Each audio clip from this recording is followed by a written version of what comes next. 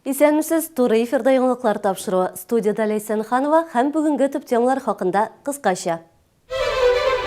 5 бала белән кая барырга безнең редакциянең кайнар элемтә телефонына күп балалы гаилә мөрәҗәгать итте. Аларны фатирларыннан чыгаралар. Шүпчар, пычрак утыргычлар, йорт-җирсез кешеләр чалы тукталышларын шәһәрдәшләр шулай сурәтли. Аларның чисталыгы өчен кем җаваплы? Хәбәрчебез ачыклады. Татар кызы таң йылдызы бәйгесе быел 7-нче тапкыр уздырыла. Чын татар кызлары янында Илсия Валиуллина булып кайтты. Таеквондоның төп максаты анда күбрәк кешенең сәламәтлеген ныгытуга корыла. 60 ел гомер һәм аның 25-е спорт белән бергә Таеквондо буенча Республика Федерациясе президенты Фәнис Хаҗиев юбилеен билгеләп үтте. 27 мартта Чаллыда сайлаулар үтәчәк. Дөрес анда Мәләкәс бер мандатлы округы сайлаучылары гына катнаша. Алар Дәүләт Советы депутатын сайларга тиеш. Барлыгы 5 кандидат теркәлгән. Алар Сергей Титов исемендәге Катыргы кагаз комбинаты генераль директоры Андрей Фомичев, Факел гараж кулланучылар кооперативы электромеханика Мансур Гарифуллин, Реверс Казан производство предприятиясы юридик бүлеге башлыгы Анна Артемьева, Строй экспресс предприятиясы директоры Алексей Осипов һәм Шмәкәр Игорь Голубев. 27 мартта сайлау участоклары иртәнге сәгать 7-дә ачыла. Алар кичке 8-гә кадәр эшләячәк. Мәләкәс округында 60 меңгә якын сайлаучы яши. Яңа фатир бәхет китермәгән. Бүген безнең редакцияга күп балалы Раковлар гаиләсе мөрәҗәгать итте. Суд карары нигезендә аларны фатирларыннан чыгарырга тиешләр. 2008 елда гаилә ипотекага 2 бүлмәле фатир ала. Герман Раков банкта документларын җиңел генә рәсмиләштерә. Ул чакта аның үзенең фирмасы була. Ипотека өчен елдан артык үз вакытында түләп баралар. Аннары кризис. Һәм гаилә банкка бурычын түли алмаслык хәлдә кала. Теманы хәбәрчебез дәвам итә. Герман Раков ипотека өчен түләй алмагач банктан түләүләрне кичектерүне сорый. Банк исә 1 айга ризалык бирә. Аннары финанс учреждениесе безнең шәһәрдән бөтенләй югала. Аннары суд утырышлары. Финанс хәле яхшыргач шәһәрдәш банкка ипотекасын тулысынча ябарга теләп мөрәҗәгать итә. Тик банк каршы килә. Гаиләне фатирдан чыгарырга омтыла. Бары тик 2011 елда гына гаилә әҗәтеннән котыла ала. Тик фатир өчен обременение төшенчәсеннән генә бер кайда кача алмыйлар. Мы написали заявление, соответственно, может быть, ошибки. Гариза яздык, бәлки ялгышлык киткәндер дип уйладык. Тик без хаклы диделәр. Суд приставлары эшендә дә күп кенә кимчелекләр таптылар. Но мы понимаем, что рука руку моет. Бу сагыда фатирны сатып алырга теләүче дә күренә. Суд арты суд. Нәтиҗәдә гаиләгә 40-тан артык утырышта катнашырга туры килә. Обращались мы в исполком. Без башкарма комитетка да мөрәҗәгать иттек. Хатларыбыз да бар. Җавап бер генә булды. Алар безгә вакытлыча яшәү урыны да бирә алмый. 5 балалы аларның берсе инвалид, гаилә өчен бу закон нигезендә каралган югыйсә. Бүген суд приставлары гаиләне фатирдан чыгарырга тиеш иде. Чөнки аларны 2014 елның 25 августында ук регистрация исәбеннән төшергән булганнар. 1 января вышел закон. 1 январда шундый закон чыкты. Гаиләне кышын туры җире булмаса бер кайда чыгара алмыйлар. Эш шул кадәр буталган, шәһәр һәм республика җитәкчелеге ярдәме сорала. Фатирсыз калмас өчен теркәү палатасында выпискага заказ биргә киңәш итәләр. Шулай ук сату алу килешүен нотариуста раслату да яхшы. Ул очракта теркәү дә җиңелрәк булачак. Нотариус на себя берет ответственность, тем самым обезопасив участников рынка. Более того, эти сделки, они застрахованы. То есть, если что-то незаконное, какое-то действие было произведено, нотариус несет ответственность. Безнең сюжет эфир өчен әзерләнгән вакытта Раковларны фатирларыннан чыгармадылар. Бәлки суд приставлары чираттагы суд утырышын көтә торгандыр. Чөнки Герман Раков карарны кире каратуны сораган булган. Күп балалы гаилә хакимият ярдәменә өметләнә. 5 бала белән аларның барыр җирләре юк. Лейсен Ханова, Елена Камалова, Ленар Султанов, Яңалыклар. Чаллыда кара риэлторлар эшенә ниһаять нукта куелды. Бүген шәһәр судында аларга карата хөкем карары чыгардылар. Законсыз эшләүче риэлторлардан торган төркем 13 ел дәвамында 30-дан артык шәһәрдәшне алдап, фатирларын үзләштергән.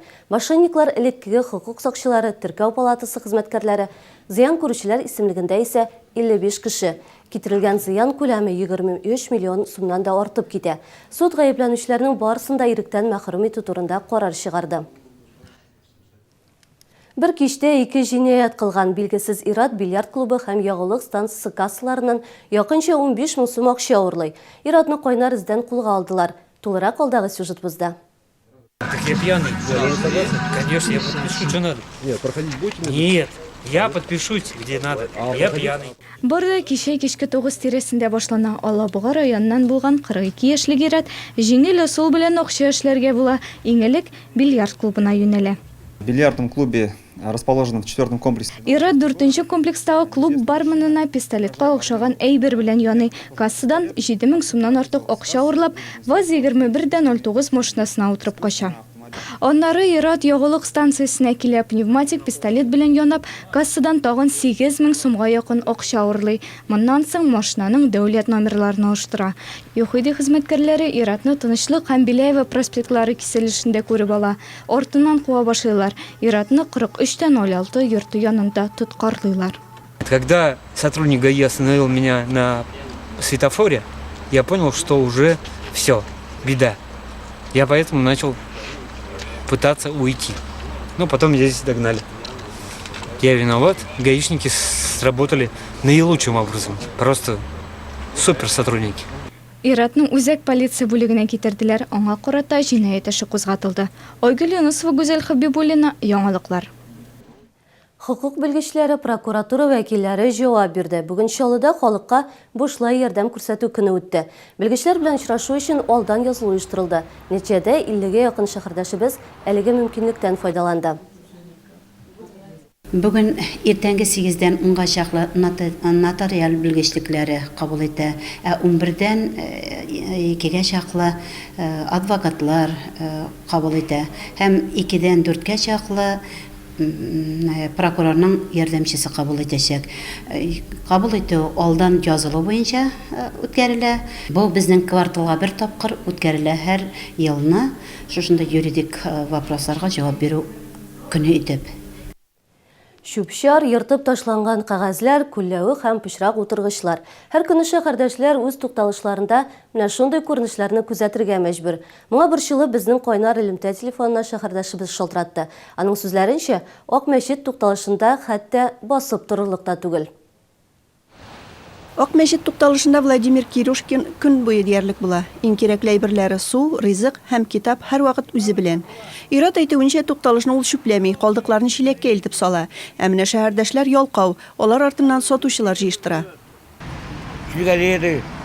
Кешеләр үзләре тәмәке, шүп ташлыйлар, шүп чиләкләре бар, тик алар кечкенә, зуррак тартмалар кирәк. Бүген дә Ак мәчет тукталышында шүпшар бар, бигрәк тә трамвай юлларында. Нигездә буш шешәләр, тәмәке төпчекләре һәм фанфориклар күренә. Мы делаем уборку каждый день, каждое утро. Без көн сайын җыештырабыз, моңа 20 минутлап вакытыбыз китә. Әлбәттә шүпшар бик күп була. Тукталыштагы шүпшар проблеманың бер ягы гына, шәһәрдәшләрнең башка дәвасы да бар. Бордель страшенный. Куркыныч монда басып торуда, бомжлар йоклап ята, аларны тиешле урынга урнаштырырга вакыт инде. Скамейка не сядешь. Шәһәрнең башка тукталышларында карап чыктык. Шүпле тукталыш павильоннарын күрмәдек. Мәсәлән, базар тукталышында чиста иде, тик тирә-якта гына күлләвекләр. У нас территория убирается с 5 утра. Безнең мәйданчык иртән 5-тә һәм кич 6-дан соң көн сайын ял көннәрсез җыештырыла. Бездә һәр вакыт чиста һәм тәртип. Ләкин менә кибеткә һәм тукталышка төрле кагаз белдерүләре элүчеләргә генә ачулар килә. Но бу остановкада чиста, постоянно жүрим бу остановкадан. Устраивает мында. Чистарталар, да? Ну, күн сайын чистартып торалар аны. Иртән кич. Реклама кагазлары проблемасы да күптәнге, аларны кая телиләр, шунда ябыштырып китәләр. Бу турыда башкарма комитетта да сүз булды. Шәһәр хуҗалыгы һәм халыкның көн күрешен тәэмин итү идарәсе башлыгы белдерүенчә, тукталыш павильоннары хуҗалары өчен белдерүләр тактасы кую һәм аны тәртиптә тоту мөһим шарт булып тора. Димәк, тукталыштагы кирәкмәгән листовкаларны сату ноктасы хуҗалары алырга тиеш. В то же время периодически можно увидеть. Шул ук вакытта һәр даим кагаз белән теләсә ничек ябыштырылып беткән стеналарны да күрергә мөмкин. Бу вакытта без объект арендаторын административ җаваплылыкка тартырга мәҗбүр булабыз. Район һәм башкарма комитетларга бу мәсьәләне һәр вакыт контрольдә тотарга киңәш итәм. Бер атнадан соң шәһәрне төзекләндерү 2 айлыгы башланачак. Бу вакыт эчендә сату нокталарын тәртипкә китерергә, юарга һәм буярга кирәк. Бер уңайдан тукталыш павильоннарын һәм утыргычларын да чистартырлар дип өметләнә шәһәрдәшләр. Илсия Валиуллина, Елена Камалова, яңалыклар. Татар кызы таң йылдызы бәйгесе быел 7-нче тапкыр уздырыла. Чын татар кызлары янында Илсия Валиуллина булып кайтты. Таеквондоның төп максаты анда күбрәк кешенең сәламәтлеген ныгытуга корыла. 60 ел гомер һәм аның 25 спорт белән бергә Тэквондо буенча Республика Федерациясе президенты Фәнис Хаҗиев юбилеен билгеләп үтте. Компания «Нефтехимэнергоснаб» предлагает однокомнатные и двухкомнатные квартиры в 17-этажном жилом доме 5104А. Улучшенная планировка, причистовая отделка, благоустроенная территория. Сдача дома июнь текущего года. Телефон отдела продаж 780282. Эссон дарит деньги на карту. Покупайте товары в Эссон со специальным значком «Экстра бонус» и получайте дополнительные бонусы на карту «Моя семья». Например, чай майский 25 пакетиков 53 рубля 10 копеек. И получите 13 экстра бонусов. Один бонус равен 1 рублю. Оплачивайте покупки бонусами до 100%. Московская ярмарка. Новое поступление весенней одежды для всей семьи. Куртки, брюки, обувь и многое другое. Московская ярмарка. Легкие цены на все. 30-й комплекс, торговый центр «Океан», 2-й этаж. Золотая дюжина! В корпорации «Центр» и «Селдом» рассрочка на 12 месяцев со скидкой 25% на всю бытовую электронику и мебель.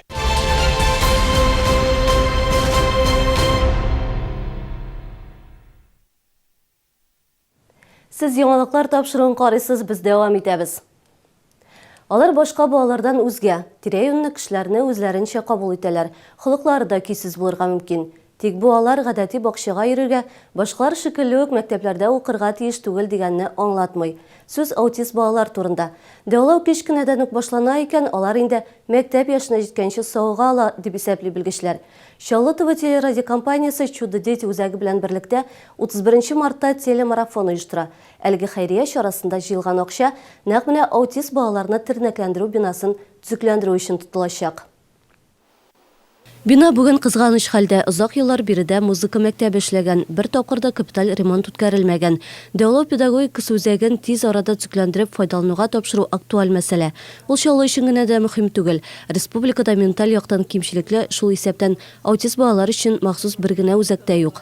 Сегодня дети, они принимают таких детей. Балалар аутист балаларны кабул итәргә өйрәнде инде. Алар турында кайгырталар да хәтта. Әмма өлкәннәр белән хәл катлаулы. Ата-аналарның күбесе мондый сабыйларга карата начар мөнәсәбәттә. Әйе, бу балалар агрессив, алар елак. Үзәк аларны тернәкләндерергә һәм җәмгыятькә өйрәнергә ярдәм итәчәк. Чаллыда дәвалау педагогикасы үзәге төзү кирәклеге хакында сүз күптәннән бара. Бу хакта табиблар, ата-аналар, Бердәм Россия партиясе әгъзалары, Дәүләт Советы депутатлары зур сөйләшүгә 2014 елның июнь аенда җыелды. Нәкъ әлеге киңәшмәдә бина өчен проект смета документлары әзерләү турында карар кабул ителде. Со временем, когда это уже станет возможным, Монда үзәк хәтта сәламәт балалар өчен дә кирәк. Алар үзләренә ошамаган балалар белән аралашырга өйрәнә. Ул чиракта алар үзгә төрле кешеләрне күргәч, аларны мыскыл итмәячәк, кичерешләрен күрсәтмәячәк. Аутизм проблемасы безнең җәмгыятьтә 7-8 ел элек барлыкка килде.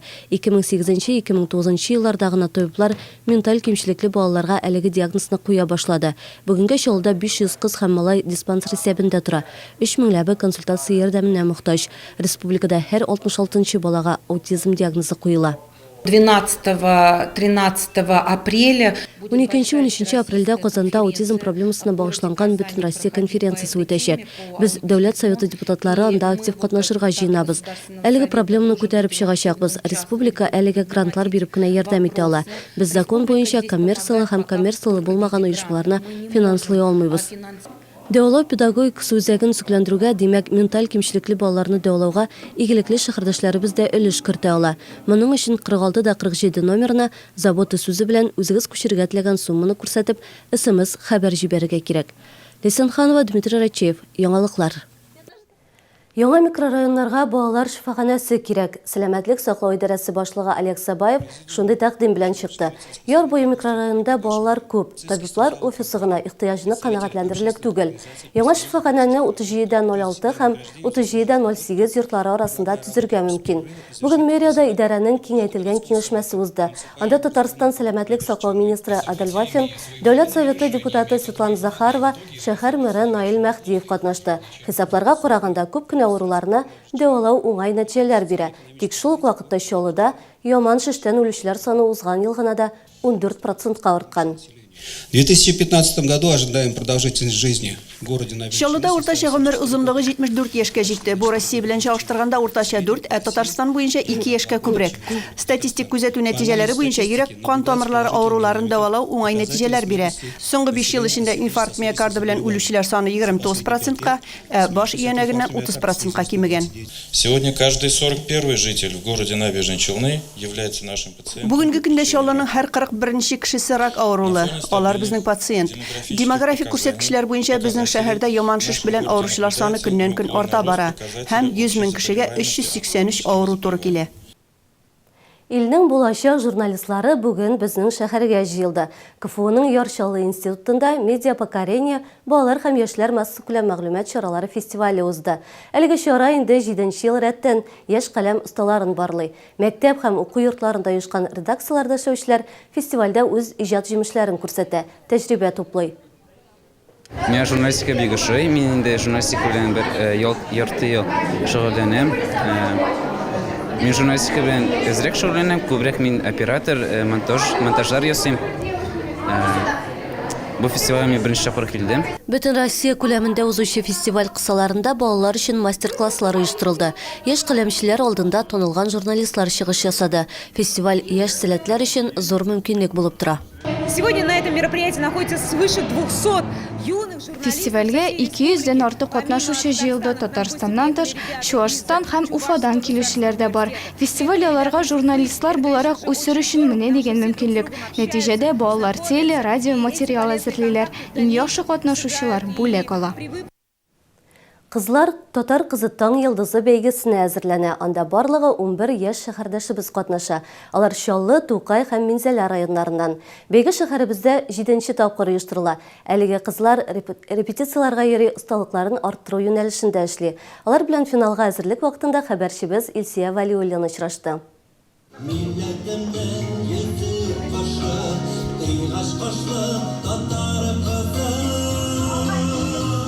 Яшүсмер яшьләр үзәгендә репетиция бара. Әлеге җыр Татар кызы таң йылдызы бәйгесе өчен махсус яздырылган.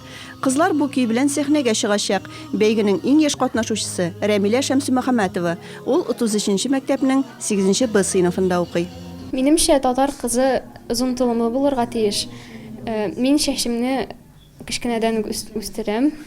Әни белән бергәләшеп юабыз. Иң озын чәчле кыз минем кызым. Мин аны бик яратам. Кичкенәдән үк менә шулай чәчләрен кисмичә, тырмашып үстердем. Киләчәктә дә шулай чәчләрен саклар дип уйлыйм. Өйдә без презентацияләр язабыз, шигырьләр ятлыйбыз, җырларны кабатлыйбыз. Безнең гаиләбез бар тик шушы конкурс белән генә яши хәзер. Татар кызы таң йылдызы 2016 төбәк-ара бәйгесе Чаллыда 7нче тапкыр уздырыла. Анда 15 яшьтән 18 яшькәчә кызлар катнаша. Бәйгенең финалы апрель аенда узачак. Әлегә кызлар өчен актерлык осталыгы, җыр, бию, кул эшләре сәнгате, журналистика һәм дефиле буенча мастер-класслар оештырыла. Бу конкурста ялкау кызлар җиңә алмас дип мин уйлыйм, чөнки каникулның инде менә ничәнче көне, біз монда һәр көнне яңа очрашулар оештырып, репетициялар килеп әзерләнәбез. Соңгы очрашуда без журналистика белән таныштык. Журналистика минем өчен ул яңа өлкә. Хәзерге көндә менә замана кызларын инде элекке борынгы йолаларыбызны, гореф-гадәтләребезне саклап калып, заманлаштырып, сәләтле кызларны ачыклап, аларны инде киләчәктә шушы сәнгать, мәдәният, журналистика юнәлешендә үсеп китәргә ярдәм итү максатыннан үткәрелә. Әлеге бу бәйгебез Татар кызы таң йылдызы бәйгесендә 11 кыз катнаша. Алар Чаллыдан, Минзәләдән һәм Тукай районыннан килгән кызлар. Әлеге бәйгенең төп темасы әнкәйләргә мәдхия дип атала. Бәйгенең финалы Сара Садыкова исемендәге концертлар залында 16 апрельдә үтәчәк.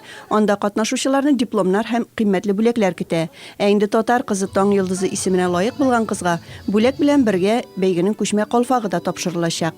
Әнә, капка төбенә җыелып сөйләшәләр әбиләр. Һәм дияләрнең өенә ияләшкән пәриләр. Илсия Вәлиуллина, Алексей Иванов, яңалыклар. Татарстан ГТО нормаларын тапшыру бойынша Россияда лидер. Бу хәбәрне Чаллыда Васил Шехразиев җиткерде. Республиканың премьер-министр урынбасары ГТО фестивале ачылышы тантанасында катнашты. Узган ел спортта зур нәтиҗәләргә ирешкән шәһәрдәшләргә алтын күкрәк билгеләре тапшырды. Исегезгә төшерәм, бу көннәрдә Чаллыда ГТО фестивале уза. Яхшы нәтиҗәләр өчен укучыларга вузларга кергәндә өстенлекләр дә биреләчәк. Тулырак алдагы сюжетыбызда. Алтын значокларны Татарстанның төрле район укучылары алды. Кичә алар шәһәр һәм балалар яшьләр иҗат сараена җыелды. Это в конечном итоге не только пропаганда здорового образа жизни, участие, но и в какой-то степени билет в будущее. ГТО биру законы буенча, әгәр дә син институтка яки университетка керәм дисәң, син әгәр дә алтын знак алган булсаң ГТО буенча, ул сиңа өстәмә балл бирә. Шуңа күрә без үзебезнең 11нче класста укучыларга шундый мөмкинлек бирдек. Хәзер ГТО фестивалендә 11нче сыйныф укучылары гына катнаша.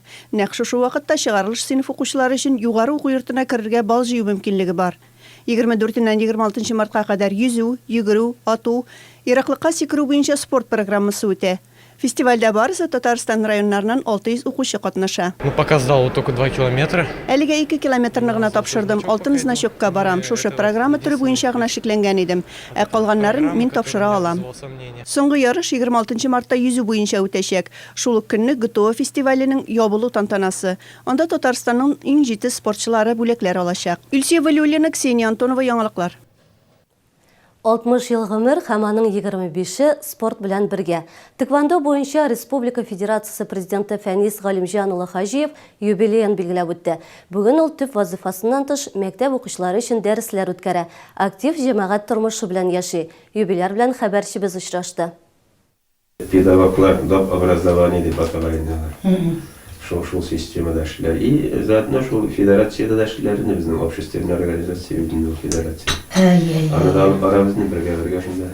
Хаҗиевлар йортында сөйләшләрнең күбесе спорт, тэквондо турында башкача мөмкин дә түгел. Чөнки анда гаилә башлыгы үрнәгендә балалар, оныклар тәрбияләнә. Без әле яшьләр ике вакытта алар шөгыльләнә башлаганда, үзе шөгыльләнгән шул үзебезнең ике улыбызны да үзенең артыннан ияртеп алып киреп китте. Аларда шулай кара поясларга сдавать иттеләр.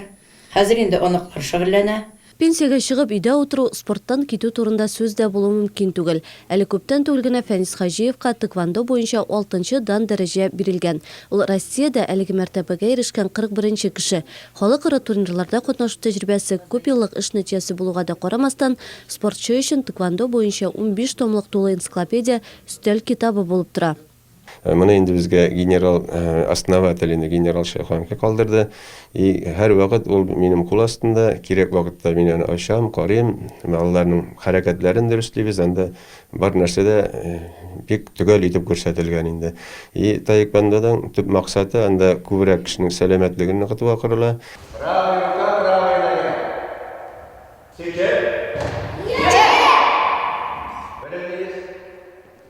Спорт карьерасы дәвамында Фәнис Хаҗиев берничә буын укучы тәрбияләгән.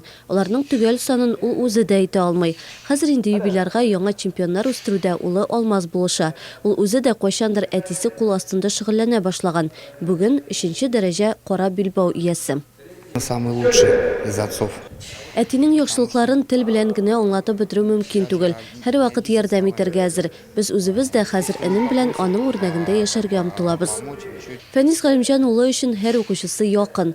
Кирәк чакта киңәшләрен дә, ярдәмен дә кызганмый. 60 ел гомеренең чирек гасырын спортка багышлаган шәһәрдәшебезне киләчәктә дә сәламәтлек һәм рух ныклыгы ташламасын. Лесенханова, Константин Величко, Ленар Султанов, яңалыклар. Шундый күңелле нотада мин сезнең белән саубулашам. Яңалыклар белән сез шулай ук tvchilna.ru сайтында һәм ВКонтакте шелтәрендә рәсми төркемебездә дә таныша аласыз. Студияда Лесенханова эшләде. Ял көннәрегез кызыклы һәм файдалы үтсен. Исән-имин булыгыз.